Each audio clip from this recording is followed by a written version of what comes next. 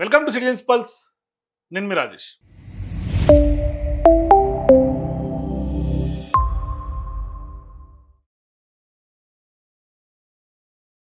నా వెనకాల వాళ్ళలో వీడియో వాళ్ళలో ఒక వీడియో లోడ్ చేసింది. ఆ వీడియో మీకు చూపిస్తా. చూపించుకున్న తర్వాత మనం ఇన్ డెప్త్గా ఒకసారి మాట్లాడదాం ఏం జరుగుతోంది అని.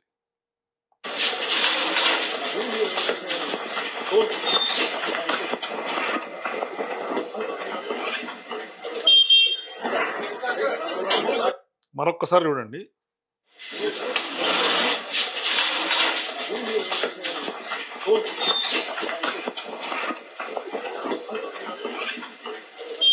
సో చూశారు కదా, ఒక వ్యక్తిని ఇంతమంది పోలీసులు భారీ స్థాయిలో తోసుకుంటా నెట్టుకుంటా ఒక టెర్రరిస్ట్ని గనక తీసుకెళ్ళినట్టుగా బండెక్కించుకొని వైద్య పరీక్షలు తీసుకెళ్ళారు.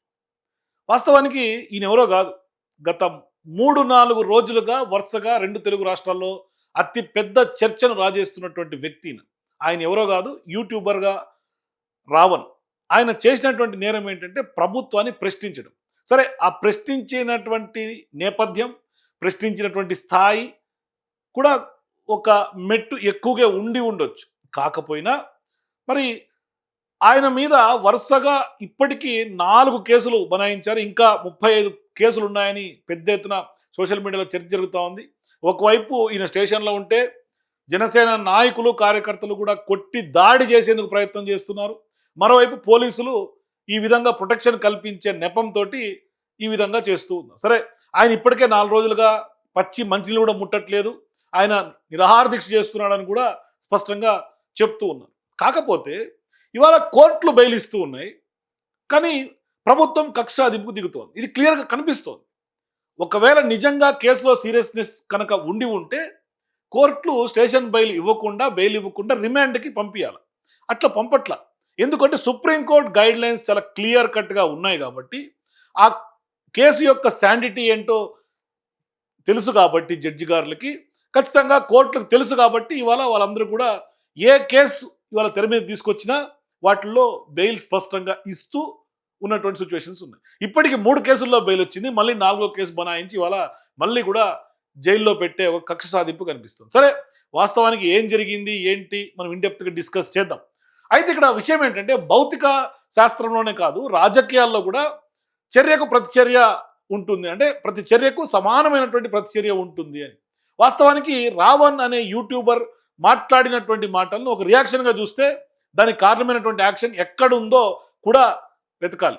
గతంలో పవన్ కళ్యాణ్ గారు స్వయంగా ప్రసంగాల్లో వాడినటువంటి పదజాలాన్ని, కొడతా అంటూ కూడా తీవ్రమైనటువంటి పదజాలాన్ని అగ్రెసివ్ శైలిలో ఆయన తన గుర్తు చేసుకోవాల్సినటువంటి ఉంటుంది. అంటే నాయకుడి యొక్క శైలిని అభిమానులు కూడా వంట పట్టించుకుంటారేమో అనిపిస్తుంది వాళ్ళ రావణ్ యొక్క ఉదంతం చూస్తే. ఎందుకంటే రావణ్ వాస్తవానికి ఒకప్పుడు పవన్ కళ్యాణ్కి సంబంధించినటువంటి కరుడు కట్టినటువంటి అభిమానిగా ఇప్పుడు తెలుస్తా ఉంది. మరి పవన్ కళ్యాణ్ పై ఎవరైనా ఒక్క మాట అన్నా తట్టుకోలేక వారికి అంతే స్థాయిలో కౌంటర్లు ఇచ్చినటువంటి చరిత్ర కూడా రావణ్కు ఉంది. మరి వాస్తవానికి ఇవాళ రావణ్ ఇంత స్థాయిలో విమర్శించే స్థాయికి ఎందుకు తయారయ్యాడని కూడా ఇక్కడ అతి పెద్ద ప్రశ్న ఇవాళ తెర మీదకి వస్తా ఉంది. సరే, అంతటి అభిమానం ఉన్నటువంటి ఆయన ఈరోజు ఇంత పెద్ద విమర్శకుడిగా మారటాన్ని, పవన్ కళ్యాణ్ గారిని టార్గెట్ చేయడానికి దారితీసినటువంటి పరిస్థితులు ఏమిటి అని, కేవలం రాజకీయ వైరుధ్యాలు ఏమైనా ఉన్నాయా, లేదంటే సిద్ధాంతపరమైనటువంటి విభేదాలనా అనేది ఆలోచించాల్సినటువంటి విషయం. ఒకసారి దానికి సంబంధించినటువంటి వీడియో కూడా మీకు చూపిస్తా. It's an open challenge. Pawan Kalyan ఎప్పుడైనా వ్యక్తిగతంగా ఎవరి కుటుంబాల గురించి అయినా అన్నాడని మీరు చూపిస్తారా? ఆయన నేనేం లేకపోట్లా, ఇట్స్ జనరల్ అబ్జర్వేషన్. ఆ వ్యక్తి ఎప్పుడు వ్యక్తిగత జీవితాల గురించి మాట్లాడలేదు. అంటే ఒకప్పుడు పవన్ కళ్యాణ్ గారిని సపోర్ట్ చేసినటువంటి రావణ్ ఇవాళ ఎందుకు రావణ్ అంత స్థాయిలో సేమ్ పవన్ కళ్యాణ్ గారు వాడినటువంటి పదజాలం ఇవాళ వాడుతూ ఉన్నాడు అనేది అతి పెద్ద ప్రశ్న. ఒకసారి చూడండి, ఇది కూడా చూడండి ఒకసారి. పగిలిపోయేలా, దవడ వాచిపోయేలా తప్పు తీసుకొని చెప్పు తీసుకొని కొడతా కొడకల్లారా. మతాల మధ్యలో చిచ్చు పెడితే చెప్పు తీసుకొని అటు ఇటు తిప్పి మార్చి కొడతాం కొడకల్లారా. ఇది నేనల్లా, పవన్ కళ్యాణ్ అన్నాడు. అన్నాడా లేదా? సో ఇది ఏలూరులో జరిగినటువంటి దళిత క్రైస్తవులకు సంబంధించిన సమావేశంలో మాట్లాడినటువంటి రావణ్ ఒకప్పుడు పవన్ కళ్యాణ్ వ్యక్తిగత జీవితాల జోలికి వెళ్లకుండా మాట్లాడితే అగ్రెషన్ ఉన్నప్పటికీ కాలక్రమేణా ఆయన మాటల్లో శైలిలో వచ్చినటువంటి మార్పులే అభిమానులను కూడా ప్రభావితం చేశాయని సుస్పష్టంగా చెప్పుకోవచ్చు. అంటే రావణ్ అనే యూట్యూబర్ను అరెస్ట్ చేసి ఒక స్టేషన్ల నుండి మరో స్టేషన్లకు తిప్పడం వెనుక ఉన్నటువంటి ఉద్దేశం చట్టాన్ని అమలు చేయటమేనా, లేదంటే కనుక కక్ష సాధింప అన్న ప్రశ్నలు ఇవాళ ఉత్పన్నమవుతూ ఉంది. చాలా మంది సమాజంలో ఉన్నటువంటి వాళ్ళందరూ కూడా ఇవాళ రావణ్ జరుగుతున్నటువంటి అన్యాయాన్ని ప్రశ్నిస్తూ ఉన్నారు. సరే, రావణ్ చేసినటువంటి తప్పేంటి, ప్రశ్నించడమే కదా, ప్రశ్నించడం తప్ప అని మాట్లాడుతూ ఉన్నారు. ఏకంగా ప్రశ్నించే పార్టీ అంటే ప్రశ్నించడం కోసమే పుట్టినటువంటి పార్టీ కదా జనసేన, మరి ఇవాళ మీరు కూడా ప్రశ్నిస్తే తీసుకోవాల్సినటువంటి అవసరం లేదా అని ఖచ్చితంగా విలక్షణమైనటువంటిగా ఉన్నటువంటి ప్రకాష్ రాజ్ గారు కూడా మాట్లాడుతున్నారు. మీరు తప్పు చేస్తున్నారు అని స్పష్టంగా చెప్తూ ఉన్నారు. ఒకసారి తాజాగా ఇంకొక వీడియో రిలీజ్ చేశారు ప్రకాష్ రాజ్ గారు, చూద్దాం, అది కూడా చూద్దాం. దౌర్జన్యం, అరెస్ట్ చేశారు, కోర్టు బెయిల్ ఇచ్చింది. మళ్ళీ ఇంకో కేసులో అరెస్ట్ చేశారు, కోర్టు బెయిల్ ఇచ్చింది. మళ్ళీ అరెస్ట్ చేశారు, మళ్ళీ కోర్టు బెయిల్ ఇచ్చింది. ఇప్పుడు మళ్ళీ అరెస్ట్ చేశారు.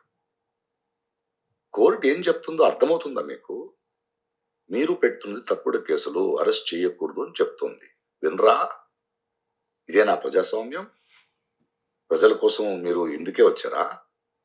ఏంటి కక్ష సాధింపు?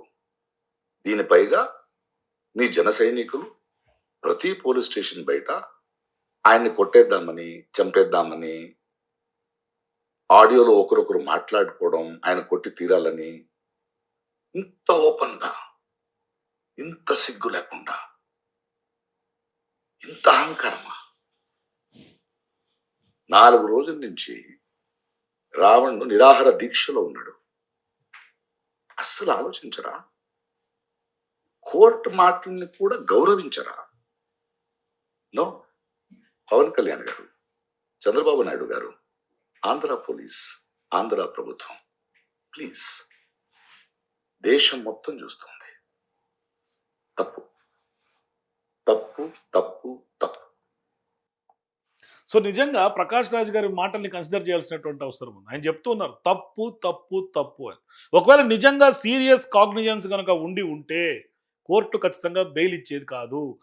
ఇప్పుడు కోర్టులు బెయిల్ ఇస్తున్నాయి కాబట్టి ఖచ్చితంగా కక్ష సాధింపుతోటి ఒక కేసు అయిపోగానే తెర మీదకి ఇంకొక కేసు తీసుకొచ్చి రాష్ట్రం మొత్తం తిప్పుతున్నటువంటి సందర్భాలు కనిపిస్తున్నాయి. ఒకవైపు ఏమో ఆయన నిరాహార దీక్షలో ఉన్నారు, మరోవైపు ఇవాళ ఏ వ్యక్తులైతే పవన్ కళ్యాణ్ గారికి గతంలో మద్దతు ఇచ్చారో ఇవాళ వాళ్ళే వద్దు, తప్పు జరిగింది అని చెప్తున్నటువంటి సందర్భాలు ఉన్నాయి. ఇవాళ సుగాలి ప్రీతి సంబంధించినటువంటి తల్లి కూడా తెర మీదకి వచ్చి ఇటువంటి విధానం కరెక్ట్ కాదు అని ఖండిస్తున్నటువంటి పరిస్థితులు ఉన్నాయి. ఒక కేసులో బెయిల్ రాగానే వెంటనే మరో పాత కేసునో లేదంటే కనుక ఇంకొక కొత్త కేసునో తీసుకెళ్లి దాన్ని తెర మీద తీసుకొచ్చి అరెస్ట్ చేయడం అనేది నిజంగా రాజ్యాంగం కల్పించినటువంటి వ్యక్తిగత స్వేచ్ఛకు కూడా భంగం కలిగించడమే అన్నది కూడా సుస్పష్టంగా కనిపిస్తుంది. సోషల్ మీడియా యుగంలో వాస్తవానికి యూట్యూబర్లైనా, కంటెంట్ క్రియేటర్ల పైన ప్రభుత్వాలు, అధికార పీఠంలో ఉన్నటువంటి వాళ్ళు ఇంత తీవ్రంగా స్పందించడం ప్రజాస్వామ్య స్ఫూర్తికి విరుద్ధం కదా. రావణ్ ఇవాళ మాట్లాడినటువంటి కొన్ని మాటలో లేదంటే కనుక చేసినటువంటి విమర్శలో పూర్తిగా సమర్థనీయం కాకపోవచ్చు, ఆ స్థాయి ఎక్కువ అయి ఉండొచ్చు, కానీ దానికి ఇచ్చే శిక్ష చట్ట పరిధిలో ఉండాలి కానీ వేధింపుల రూపంలో ఉండకూడదు కదా. మరి గతంలో కూడా వాళ్ళు ప్రతిపక్షంలో ఉన్నప్పుడు కూడా మాట్లాడినటువంటి మాటలను, వాడినటువంటి భాషను మర్చిపోయి ఇప్పుడు అధికారంలోకి వచ్చిన తర్వాత ఇతరులు వాడే భాష మాట్లాడితే తట్టుకోలేకపోవడం నిజంగా ఇప్పుడున్నటువంటి పాలకుల యొక్క ద్వంద్వ నీతికి కూడా అర్థం పడుతుంది కదా. పవన్ కళ్యాణ్ గారు ఒకసారి ఆలోచన చేయాల్సినటువంటి అవసరం ఉంది. రికార్డెడ్ హిస్టరీ సాక్ష్యంగా ఉన్నప్పుడు తాము చేసినటువంటి తప్పుల్ని కొంత కప్పిపుచ్చుకుంటూ ఇతరులను టార్గెట్ చేయడం ఎంతవరకు న్యాయం అనేది ఇక్కడ ప్రధానంగా ఇవాళ అందరూ అడుగుతూ ఉన్నారు. ఈ విజువల్ చూస్తే నిజంగా ఒక టెర్రరిస్ట్ తీసుకెళ్ళినట్టుగా తీసుకెళ్తున్నారు. ఇవాళ రావణ్ ఏదో ఆయన విమర్శించేవాడు, ప్రశ్నించేవాడు. ఇవాళ మీరు చేస్తున్నటువంటి ఈ యొక్క పోలీసుని, అధికారాన్ని ఉపయోగించి చేస్తున్నటువంటి విధానాలు చూసిన తర్వాత రావణ్ నిజంగా మీరు ఇవాళ హీరోని చేశారు. ఇవాళ 2 తెలుగు రాష్ట్రాల్లో చాలా పెద్ద ఎత్తున చర్చ జరుగుతున్నటువంటి వ్యక్తి లేకుంటే జరుగుతున్నటువంటి ఇన్సిడెంట్స్ ఏమైనా ఉన్నాయంటే రావణ్ గురించే. నిజంగా ఇవాళ రావణ్ సంబంధించినటువంటి వ్యక్తులు మాట్లాడుతున్నటువంటి మాటలు వింటూ ఉంటే మరో కృష్ణలంక కేసులాగా ప్రశ్నను ఏమన్నా మీరు రావణ్ ఏమన్నా చేస్తారా అన్న భయం కూడా వాళ్ళు పడుతూ ఉన్నారు, ఆందోళన చెందుతూ ఉన్నారు. ఇవాళ నిజంగా ఆంధ్రప్రదేశ్, తెలంగాణ రాష్ట్రంలో యూత్ ఎమోషన్స్తో రాజకీయం నడుస్తోంది. నాయకులు మారినప్పుడల్లా యూత్ ఇలాంటి కేసులో చిక్కుకుని జీవితాలను ఖచ్చితంగా పాడు చేసుకుంటుందని చెప్పుకోవాలి. మతాల మధ్య చిచ్చు పెట్టేలా ప్రసంగాలు ఉంటే ఖచ్చితంగా అది ఎవరైనా ఖండించాల్సిందే. కానీ విమర్శించే వారిపై మాత్రమే చట్టాన్ని ప్రయోగించడం సరికాదు అనేది కూడా స్పష్టంగా కనిపిస్తుంది. నిజంగా ఇవాళ పోలీస్ వ్యవస్థను రాజకీయ అవసరాల కోసం, ప్రత్యర్థులను అణిచివేయడం కోసం వాడుకుంటున్నారు అనే ఆరోపణలకు ఈ తరహా అరెస్టులు ఖచ్చితంగా బలాన్ని చేకూరుస్తూ ఉన్నాయి. ఒకసారి ఆలోచన చేయాల్సినటువంటి అవసరం ఉంది సీరియస్గా. న్యాయస్థానాలు బెయిల్ ఇచ్చినప్పటికీ కూడా టెక్నికల్ లూప్ హోల్స్ను వెతికి మరీ కూడా వేధించడం అనేది వాళ్ళ వ్యవస్థలను నిర్వీర్యం చేయడం లాగానే కనిపిస్తోంది. ఈ పరిణామాలు నిజంగా సమాజంలో మరింత విద్వేషాన్ని పెంచుతాయి తప్ప సమస్యకు పరిష్కారం అయితే వెతకదు. రావణ్ మారాలి అని అనుకున్నప్పుడు అతన్ని ఆదర్శంగా నిలిచినటువంటి నాయకులు కూడా మారాల్సినటువంటి అవసరం ఉంది. కేవలం యూట్యూబర్ని అణిచివేయడం ద్వారా వారి వెనుకున్నటువంటి భావాలజాలాన్ని లేదంటే కనుక వారి మాటల్ని నిజాలని నొక్కేయలేరు. ఇంకా ఇటువంటి వాళ్ళు తెర మీదకి పుట్టుకొస్తారు రోజు రోజుకి. ఎంతమంది రావాలని అణిచివేస్తారు. రాజకీయాల్లో విమర్శలు ప్రతి విమర్శలు సహజం. కానీ అవి వ్యక్తిగత వేధింపులుగా, కక్షాదింపుగా, చర్యలుగా మారినప్పుడే ప్రజాస్వామ్య వ్యవస్థే ప్రమాదంలోకి పడే అవకాశాలు ఉంటాయి. నిజంగా అధికారంలో ఉన్నటువంటి వాళ్ళు మరింత సంయమనం పాటించాలి. తమను తాము ప్రశ్నించుకోవాలి. ఒకప్పుడు అభిమానులను శత్రువులుగా మార్చుకుంటున్నటువంటి ఈ యొక్క ప్రయాణం సరైనదేనా అని వాళ్ళు సెల్ఫ్ ఇంట్రాస్పెక్టివ్గా ఆలోచన చేయాల్సినటువంటి అవసరం ఉంది. డిప్యూటీ సీఎం పవన్ కళ్యాణ్ గారు ఖచ్చితంగా ఆయన్ని దూషించారనే ఆరోపణలతో ఇవాళ జనసేన నాయకులు ఇతరులు ఇచ్చినటువంటి ఫిర్యాదుల ఆధారితంగా ఇవాళ బచ్చలకూరి జోసెఫ్ అలియాస్ ప్రశ్న రావణ్ పైన కూటమి ప్రభుత్వం కేసులు నమోదు చేసి అరెస్టులకి ఇటువంటి కక్షాదింపులకు పాల్పడుతుంది క్రిస్టల్ క్లియర్ కనిపిస్తోంది. కోర్టు వరుసగా బెయిల్ మంజూరు చేసినప్పటికీ జైలు నుండి బయటకు వచ్చినటువంటి నిమిషాల వ్యవధిలోనే ఇంకొక జిల్లా పోలీసులు ఇంకొకరో పోలీసులు వచ్చి ఒక పాత కేసులు తెర మీదకి మళ్ళీ తెస్తూ అదుపులోకి తీసుకుంటున్నారు అంటే ఎట్లా అర్థమవుతుంది? సర్పవరం పిఎస్ కేసులో కాకినాడ మొబైల్ మేజిస్ట్రేట్ కోర్టు రావణ్కు గురువారం రాత్రి బెయిల్ ఇచ్చింది. ఇవ్వగానే బయటికి రాగానే కృష్ణా జిల్లాకు సంబంధించినటువంటి మచిలీపట్నం పోలీసులు, గుడివాడ పోలీసులు సంయుక్తంగా వచ్చి అక్కడికి మళ్ళీ అదుపులోకి తీసుకున్నారు. అంతకుముందు ఏమైంది? బుధవారం కూడా సేమ్ పిఠాపురం పోలీసుల్లో నమోదు చేసినటువంటి కేసులో బెయిల్ రాగానే వెంటనే సర్పవరం పోలీసులు వచ్చి అతన్ని అరెస్ట్ చేసి మళ్ళీ తీసుకెళ్ళి సేమ్ అదే తరహా అరెస్టులు రిపీట్ అవుతున్నటువంటి సేమ్ డ్రామా కనిపిస్తోంది. అంటే ఇక ప్రశ్న రావణ్ పైన రాష్ట్ర వ్యాప్తంగా దాదాపుగా 35 కేసులు నమోదైనట్లుగా ప్రచారం జరుగుతుందంటే మరి ఈ చర్యలు రాజకీయ కక్షాదింపుగానే కనిపిస్తున్నాయనేది ఇవాళ స్పష్టంగా విమర్శకులు చెప్తున్నటువంటి మాట. కనీసం కుటుంబ సభ్యులకు కూడా ముందస్తు సమాచారం ఇవ్వకుండా పోలీసులు రావణ్ అరెస్ట్ చేసి కోర్టులో హాజరుపరుస్తున్నారని కూడా ఆరోపణలు ఇవాళ తెర మీదకి వస్తూ ఉన్నాయి. మరి రావణ్ తరఫున జై భీమ్ భారత్ పార్టీ అధ్యక్షుడిగా ఉన్నటువంటి జడా శ్రవణ్ కుమార్ ఇవాళ వాదనలు వినిపిస్తూ వరుసగా ఆయన కోర్టులో సుదీర్ఘమైనటువంటి వాదనలు వినిపిస్తూ బెయిల్ తీసుకొస్తారు. ఆయన తీవ్రంగా ఖండిస్తూ ఉన్నారు. బెయిల్ వచ్చినటువంటి 5 నిమిషాల్లోనే మరొక కేసు అరెస్ట్ చేయడం పైన ఇవాళ ఆందోళన వ్యక్తమవుతోంది. ఒకసారి ఆ అరెస్ట్ల పరంపర మీద కూడా ఒకసారి చూద్దాం ఏం మాట్లాడతారు. నా పేరు పార్వతీదేవి. సుగాలి ప్రీతి గారి తల్లి ఏమంటున్నారు వినండి. ప్రీతి తల్లిని డిప్యూటీ సీఎం పవన్ కళ్యాణ్ గారు పోలీసు వ్యవస్థను అలర్ట్ చేసి పరిగెత్తిస్తూ గత 4 రోజుల నుంచి ప్రశ్న యూట్యూబ్ ఛానల్ రావణ్ గారిని అరెస్ట్ చేయించి మళ్ళీ బెయిల్ వస్తే మళ్ళీ ఇంకొక కేసు మీద అరెస్ట్ చేస్తూ నిన్న కేసు పెడితే ఈరోజు అరెస్ట్ చేసే విధంగా మరి యంత్రాంగాన్ని అంతా కూడా ఉపయోగించి తన పవర్ అంతా కూడా ఉపయోగిస్తున్నారు పవన్ కళ్యాణ్ గారు. మరి పవన్ కళ్యాణ్ గారిని ఎదిరించి మాట్లాడారు. చాలా సందర్భాల్లో సుగాలి ప్రీతి గురించి రావణ్ గారు ప్రశ్నించడం వల్లే మరి పవన్ కళ్యాణ్ గారు హర్ట్ అయ్యారా అని నేను మిమ్మల్ని ప్రశ్నిస్తా ఉన్నాను. మరి ఇదే డిప్యూటీ సీఎం పవన్ కళ్యాణ్ గారు గెలిచిన తర్వాత 2024లో మరి సుగాలి ప్రీతి కేసుని హోమ్ మినిస్టర్ అనిత గారికి ఇవ్వడం జరిగింది. మరి ఇప్పటికీ మీరు గెలిచి గత 2 సంవత్సరాల నుంచి కూడా సుగాలి ప్రీతి గురించి ఊసి కానీ కనీసం సుగాలి ప్రీతి కేసు గురించి అప్డేట్స్ కానీ లేవు. మరి రావణ్ ని అరెస్ట్ చేపించి జిల్లాలో తిప్పుతున్న, పోలీస్ స్టేషన్లకు తిప్పుతున్న మీకు రావణ్ గారి మీద ఉన్న ఇంట్రెస్ట్, రావణ్ అరెస్ట్ చేసే దాంట్లో ఉన్న ఇంట్రెస్ట్ మరి ప్రీతి సుగాలి కేసు విషయంలో ఎందుకు లేదు? రావణ్ పై పెట్టిన 3వ అక్రమ కేసులో కూడా రావణ్ కి బెయిల్ వస్తుంది జరిగింది. మళ్ళీ ఇక్కడితో ఆగకుండా ఈ ప్రభుత్వం రావణ్ పైన 4వ అక్రమ కేసు పెట్టింది. ఇన్ని కేసులు పెడతారండి? సేమ్ సబ్జెక్ట్ పైన, సేమ్ ఇష్యూ పైన మల్టిపల్ ప్లేసెస్ లో మల్టిపల్ కేసెస్ పెట్టకూడదు అని సుప్రీంకోర్టు ఆర్డర్ ఉంది కదండి.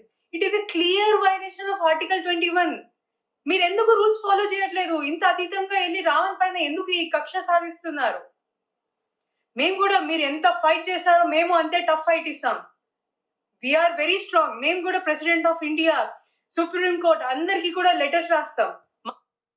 సో ఈ వివాదం ఇంతటితో ఆగేలా కనిపించట్లా. ఖచ్చితంగా ఒకసారి ప్రభుత్వం ఈ విషయం మీద ఆలోచన చేయాల్సినటువంటి అవసరం ఉంది. ఎందుకు అంటే ప్రశ్న రావణ్కి సంబంధించినటువంటి వీ సపోర్ట్ రావణ్ అని భారీ స్థాయిలో క్యాంపెయిన్ నడుస్తుంది.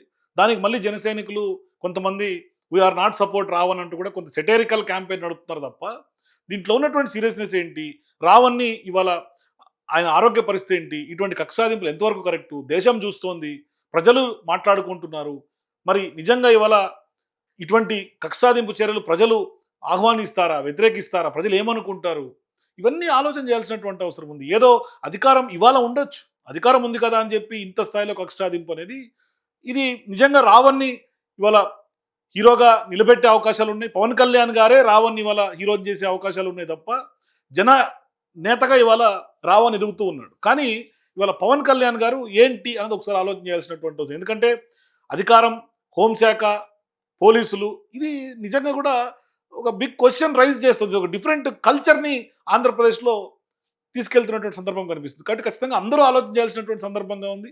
చూద్దాం ఏం జరగబోతుంది. ఎందుకంటే వాళ్ళు ఇప్పుడు social media freedom of speech అనేది అబ్యూస్ కోసం కాదు, ఇది ఖచ్చితంగా ఫ్రీడమ్ ఆఫ్ స్పీచ్ కిందే ఉండాలని పవన్ కళ్యాణ్ గారు ఒక మానిటరింగ్ సెల్ని కూడా ఏర్పాటు చేయబోతున్నారు సోషల్ మీడియాకి సంబంధించి. కాబట్టి ఇంకా భవిష్యత్తులో ఇంకా ఎటువంటి పరిణామాలు ఉండబోతున్నాయి ఆంధ్రప్రదేశ్లో అనేది మీ అభిప్రాయాల కింద నా కామెంట్స్లో తెలియజేయండి. For more videos please watch citizens pulse.